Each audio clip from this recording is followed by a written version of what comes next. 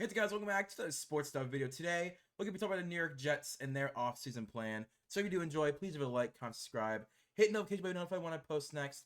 Let's get into this New York Jets rebuild or its off-season plan. So, New York Jets re-signings, they come in the off-season with $5 million in free agency, but after re-signings, it's going to change. So here we have Ashton Davis, their starting free safety. He had 13 tackles, 3 interceptions, and 6 stops this past season. He's a solid all-around safety. I believe he's 26 or 27 years old. Only the 15th highest paid safety after the Steelers, which I think he does play around or higher than that 15th best safety in the league. Plays way better than that, but injury just limits his career so far, right? Injuries, whether it's bad play that caused the injuries, not starting over other guys. He's been hampered a lot in New York, but I do think he's a solid enough safety to where he is worth, an extension and worth another shot at. You know what? You're a full-time starter. You're healthy this year. Let's get into it. I gave him a 3-year, $32 million deal with around $15 million guaranteed. That is 46% guaranteed. The only reason it's not more guaranteed money is because he's been injury plagued in his career. So that first year, it's fully guaranteed. But that second year, you already have an out. You can save $5.8 million. And that third year is fully not guaranteed because, again, injury issues. I just want to, I want to steady, like, hey, man, like, we want to pay you, but you gotta show us that you can stay healthy, and then we can rework out your contract, give more guaranteed money to you. But right now, we just gotta see more from you when it comes to the injury issue that he's had. Then I got Bryce Huff. He had 10 tackles, 10 sacks, and 16 stops this past season. He's a great edge rusher. Right now, he's a rotation edge rusher, but I think he could be a starter on 31 other teams in the NFL. The New York Jets just can't lose him. I haven't seen anything that he wants to leave the team. He just wants to get paid, and if the New York Jets will pay him, awesome. If not, he'll leave. If he does leave, he has become the #1 pass rusher on that team. He has a high upside. He's still, I believe, only 25 years old. He's about to hit his prime. I think you definitely give him that extension. I gave him a 3-year, $41.5 million contract, $23 million guaranteed. Only 55% of it guaranteed, yes, but it's a type of contract where he's easily tradable if you want to trade him for a different asset, but you're still giving him a good amount of money. Then we have our cuts and trades. As you can see, we're $15 million in the hole after those re-signings. But the very first cut I'm gonna be doing is gonna give us that money right back. We got Laken Tomlinson. I believe they're now their backup guard. He had a 55 PFF grade, 60 pass blocking, 50 run blocking, 3 penalties, and 7 sacks allowed. Not good, especially when you were starting to get put on the bench. He's been a whiff of a signing. Yeah, I believe he got signed last offseason from the 49ers. Has not been that good since coming over the New York Jets. He's been one of the worst guards since leaving San Francisco. In San Fran, he was pretty good, but he was also next to Trent Williams. So how much is that Trent Williams, and how much of that is that you're playing off of that greatness? He saved $13 million cutting him. I wouldn't be shocked if this is already said and done and agreed upon, and Lincoln is already basically packed up his house in New York. Then we got CJ Uzomah, tight end from the Cincinnati Bengals to the New York Jets. I believe a year or two. It was a year after the Super Bowl. So in 2022, he had 8 receptions for 58 yards and a touchdown this past season. He lost his starting job to Tyler Conklin. He's not seeing consistent snaps. I do think he still has more in the tank if he was to go to another team. Rucker is ready to take on that tight end #2 role. Jeremy Rucker is a better blocker. He's about the same receiver right now. But you save $8 million cutting him. I can see it happening as well. Then the first trade I'm doing is Zach Wilson. 2,200 yards, 8 touchdowns, 7 interceptions. He needs to get off the team. Whether it's for himself, whether it's for the team morale, he's got to go. He needs a fresh start for him and the team. New York Jets can then get a veteran backup with the money that they save from trading Zach Wilson. You save $5 million trading him for anything to anyone. It could be a 5th-round pick, and I'm still trading him because I just think that you need to move on, and I think it's okay to move on. Then for restructures, so when I restructure, I'm thinking of guys, if they're on the team in 3 years or 2 years, like, would the team sign them to another extension? And I think all these players, they would, outside of Allen Lazard. So I think CJ Mosley, you restructure, you get $10.5 million. That's easy. Quentin Williams, 10.6, that's easy. John Franklin Myers, 9.2, that's easy. DJ Reed, you save $7 million, another easy restructure. Allen Lazard's a little tough. I decided to keep Allen Lazard on the roster because I don't think anyone would trade for him, and you can't cut him. So $6.6 million on a restructure. If he's going to be on the team, might as well get some money back for him. Yes, you push the money more down the line, but once Aaron Rodgers is off this team, you're back in a rebuild. I don't see them like continually succeeding after Aaron Rodgers. So Allen Lazard, that might get pushed back. Doesn't really impact them. So entering free agency, they now have $57 million after all those cuts and restructures. Let's see what they do in free agency. So the first free agent I'm going to be signing is Ezra Cleveland. He had a 60 PFF grade, 57 pass block, 60 run blocking, 3 penalties, and 3 sacks allowed. But in my opinion, he played way better than all those grades and the sacks led up. He was a stellar post-trade to Jacksonville. I thought he played as one of the best guards in football when he was in Jacksonville. Snaps at left tackle and left guard throughout his career. I decided to give him a 4-year, $56.5 million deal, $37 million guaranteed. That is 65% guaranteed. That money that you're paying to Laken Tomlinson literally goes to Ezra Cleveland, and he's an immediate starter and upgrade over Laken Tomlinson. I think it makes sense. You need more offensive line help. Ezra Cleveland would be the first guy that I would target in free agency. Then the next guy would be Josh Nijman. Another important thing I do think needs to happen is not getting the expensive, big signings that Aaron Rodgers likes, but getting the little, like, rotation guys that he likes. Like, Josh Nijman, when he was blocking for Aaron Rodgers, was stellar. He had a 62 PFF grade, 66 pass block, and 60 run blocking this past season with the Green Bay Packers. 2 penalties and 2 sacks allowed as well. He's a great versatile O-lineman, plays both tackle spots and some guard. Proved to be a solid starting left tackle after David Bakhtiari yet again missed the season. He's already helped protect A-Rod already, so he knows his tendencies. He knows what A-Rod likes to do. He knows how long he likes to hold on to the ball. Getting that for a quarterback is very important, and we've seen Josh Nijman be really solid in the NFL. So I gave him a 2-year, $11 million deal, $7.25 million guaranteed. That is 65% guaranteed.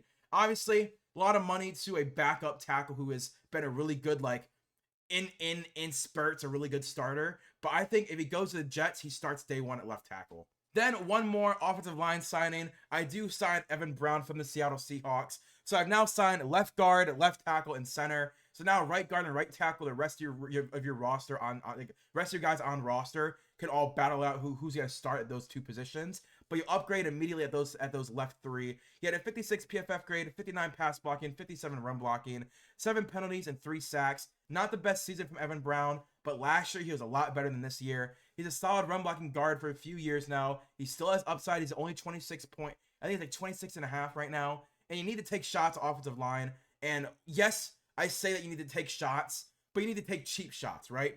$4 million for a starting center, a potential starting center, is dirt cheap, especially when he's only 26 years old. And if he can develop how you want him to develop, you have a long-term starter that you got for dirt cheap his first season. And Evan Brown showed a lot of promise, a good anchor. He showed Geno Smith he knows how to play in front of a veteran quarterback.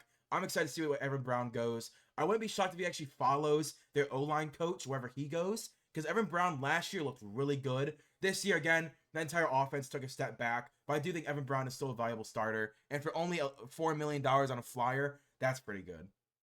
Then the first wide receiver sign I'm going to be doing is Nick Westbrook-Ikhine. He had 28 receptions for 370 yards and 3 touchdowns.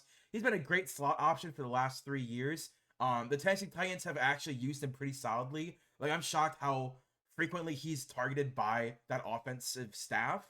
He always finds the end zone. You know, he always makes the most of his opportunities. He would have been a second best receiver. Wow.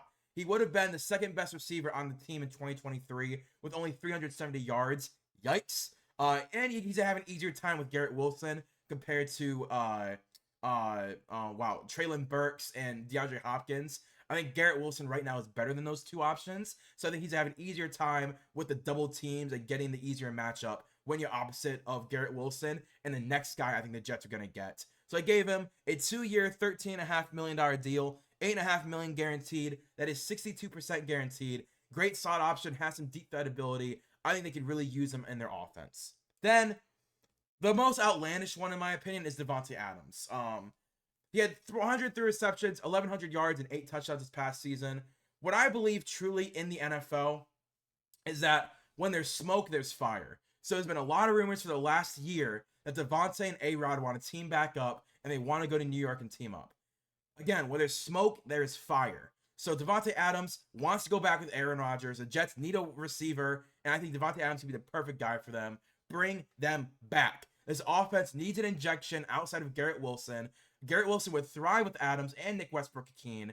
Adams, Wilson, Westbrook, yes please. I think they all have different ways of playing the game that all mesh really well with each other. So the mock that I got to put together, is the Jets received Devontae Adams and the Raiders received a 2024 third and a conditional 2025 first. That condition would be if Devontae has over 1,200 yards and 8 touchdowns. As you can see, he didn't hit it in Las Vegas, but the Raiders would obviously think like, oh yeah, 1,200 yards, 8 touchdowns. He did that with Aiden O'Connell and Jimmy Garoppolo at quarterback. Imagine what he do with Aaron Rodgers and Garrett Wilson opposite him. So I think that condition is based on his yards and touchdowns. 1,200 yards, 8 touchdowns. I think that's a really good bar for them to set. And I think that obviously the Jets, they want to compete this year and next year. I think it's a perfect trade for them. They keep their first round pick this year, which is the most important part of that. And here's what he currently looks like, right? So his contract, how it currently is laid out, is up top, where he is due $17 million this year in guaranteed money, and then no guaranteed money left on his contract, but his cap hit goes up to 36 and 37. So what I decided to do was redo his contract, give him a new signing bonus, and push that money out, right? Like this year and next year are Aaron Rodgers' contracts, right? Because when he went to the Jets, he signed a brand new deal. It was a 3-year deal, and he took his cap hit way down, took less money to stay with the Jets. I think you can make the same exact pitch to Devontae Adams to restructure your contract, take a little less money, but if you are on the team in 2026, you get a $50 million cap hit. Or you cut him in between that 2025-2026 season, you eat some of the dead cap. No matter what, I think Devontae Adams would do this if it means that he gets to go compete for a Super Bowl. So the reworked contract is he gets a pay raise this season, right? That $5.2 million of the signing bonus. He gets a pay raise this season. Then next season gets more guaranteed money. He has no guaranteed money next year. In the rework, he gets $16 million guaranteed next season. Lowers his cap hit $12 million. Then in 2026, immediately that $12 million goes into 2026. So it's about the exact same amount of money, but it's all about how you work the cap. So now the cap, you save $12 million in cap space next year. And in 2026, Aaron Rodgers isn't on the team anymore. You can maybe cut Devontae Adams, trade Devontae Adams, whatever you want to do after A-Rod is gone. Because I do think that once A-Rod's gone, Devontae's want to be gone. It's more money to him over a longer time. It raises his cap hit this year, yes, but it lowers it next year. You can cut him in 2026, same time that you cut Aaron Rodgers, or extend both and you push it down the road even more. Because Aaron Rodgers' contract hasn't out in 2026 on purpose, because he signed a 3-year extension with a bunch of void years. You do the same with Devontae Adams. You void out 2 years of his contract to push that signing bonus way out. I think this makes the most sense for both Devontae Adams and the Jets and the Raiders, who basically get a first-round pick next year, a third-round pick this year, for one of the league's best receiving options. So let me know what you guys think about that trade in the comments. I think it's a really good trade for both teams. But now going into the draft, you have $12 million of cap space. And with that $12 million, here's what I'm doing in the draft, right? So obviously with the Devontae Adams trade, you get an extra third-round pick at number 72, which I don't see in this for some reason. Don't know why I don't see the third-round pick in here. That's really weird. Don't know why I don't see the pick in here. Anyway, you make a pick in the third round, more than likely an offensive lineman. But most importantly, in round 1, pick 10, I'm grabbing Talisi Fuaga from Oregon State. He's the best pure right tackle in this class. The guys above him are both left tackles. He's the best pure right tackle. And with my offseason moves, I solidified left tackle. I solidified left guard. I took a shot at center. Then you have a right guard right now, which I think... Who's our right guard? I think our lads... New York Jets. Who's their right guard? I thought they had a really... I can't think of his name. Elijah Vera Tucker. Yeah, AVT, who sadly tore his ACL this season. But yeah, AVT, you can move him back in the right guard. Maybe that could work out. You still have Mekhi Becton as a free agent. You don't need to bring him back. I didn't bring him back. You have Max Mitchell, Carter Warren, Elijah Vera Tucker, Joe Tippmann. You have a bunch of guys that you've drafted later in the draft in these last couple of years. Then obviously AVT was a first-round pick a couple of years ago. But Talise Fuaga slides in at right tackle immediately, becomes your starter. Then everyone else fights for that right guard spot to start. He has great size and strength. And this is word for word what someone at the Senior Bowl said. Mountain of a man dominating. That is exactly what you need on the offensive line. Great run blocker, has a really good upside at pass blocking. Talise Fuaga at 10 is my pick for the New York Jets. Then at number 111, I grabbed Cedric Van Pran. While I do think that SVP can start immediately, I think it would benefit him to sit behind the center for a year and get that NFL body. He's a top 3 center in the class, and in the fourth, that's great value. Has been part of every national championship in Georgia, so it's played in big moments, has won big games. You want to see that with a team that wants to win a Super Bowl. He's played in big games, never wavered. 1 sack and 1 hit allowed in his entire college football career. That is amazing value in the 4th round. I don't see him making it to the 4th round. I've been saying this. I think he's a day 2 pick, and I always say I'm not going to take him in day 3. But whenever I see his name, I got to take him. Then at round 5, pick 147, I grab Marcus Harris at D tackle. You have a lot of free agents on the D tackle room. Quentin Jefferson, Al Woods, and Jalen Holmes are all free agents, and Solomon Thomas. They're all free agents. So I decided to grab Marcus Harris from Auburn.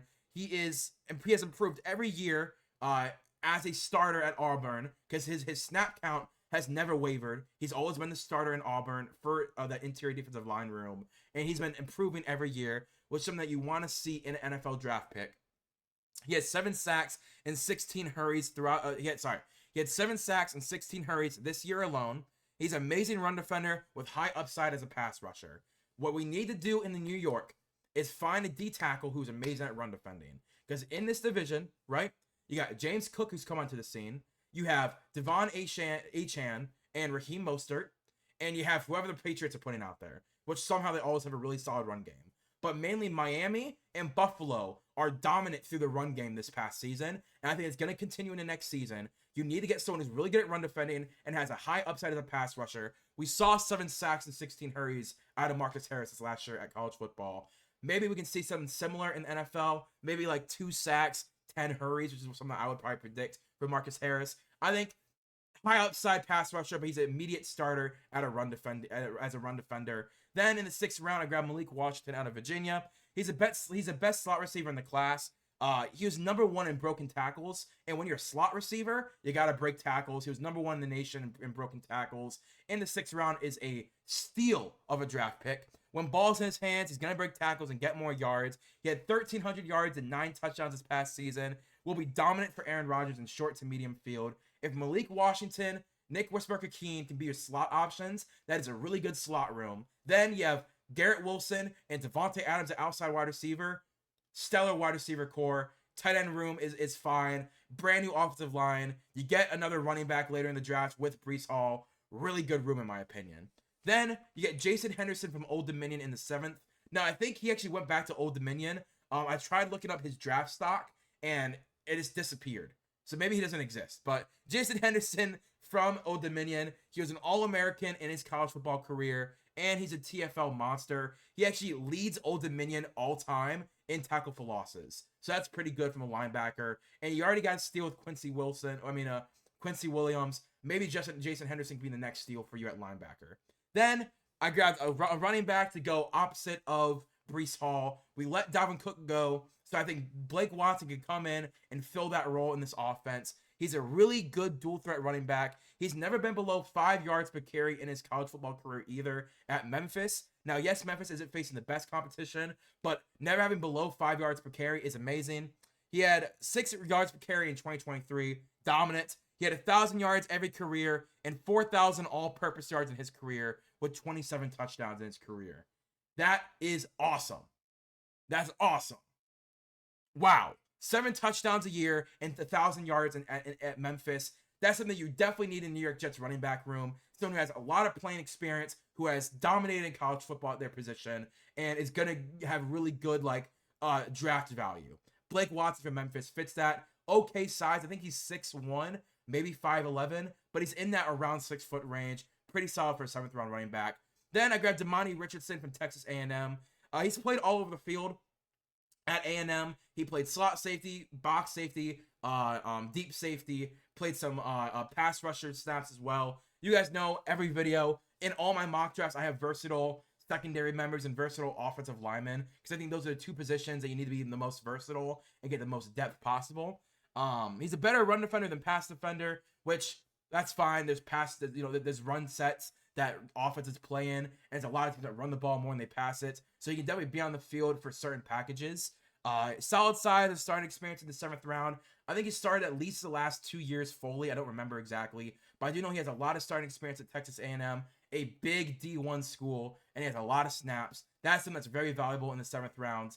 Yeah, and obviously you trade for Devontae Adams. So I love this offseason plan. This might be my favorite offseason plan I've done so far. You get a brand new offensive line, basically. You get a revamped wide receiver core with Devontae Adams, Nick Westbrook-Ikhine, and Malik Washington. You get a nice running back room pairing with Breece Hall. On defense, you fix your run defense, right? You bring back Bryce Huff. You inject another linebacker with high upside and TFL dominance in that linebacker room. At corner, you just keep doing what's doing, right? They had one of the best corner rooms last year. Then at safety, you bring in Damani Richardson, and you already have really solid safeties there with Ashton Davis. I think it's very good what the Jets have for next year. If Aaron Rodgers can stay healthy next year, they are going to be dominant in the AFC, and it's going to be very interesting to see what happens this next year. But if you guys enjoy, please give a like, comment, subscribe, hit the notification bell to be notified when I post next. Again, this might be my favorite offseason plan I've done so far. It's only the 10th one? I think it's 10. I think this is 10 right here. Yeah, they're 10. They're the 10th overall. But yeah, my 10th mock drafts for the offseason plans. I think it's my favorite so far. But if you guys enjoy, please do like, comment, subscribe. I'll see you guys later. Peace and bye.